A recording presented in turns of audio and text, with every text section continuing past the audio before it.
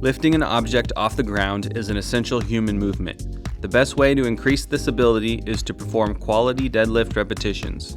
To ensure proper form, review these 5 steps.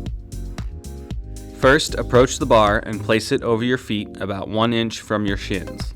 Your feet should be approximately hip width apart, with hands firmly gripping the bar at or around shoulder width. Before starting the first rep, drop your hips down while keeping your chest up and back flat.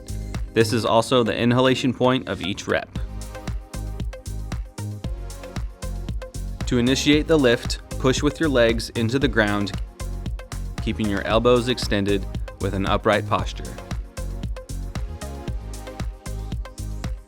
Finish each rep by fully extending the hips to bring the bar from the knees to the top of the thighs.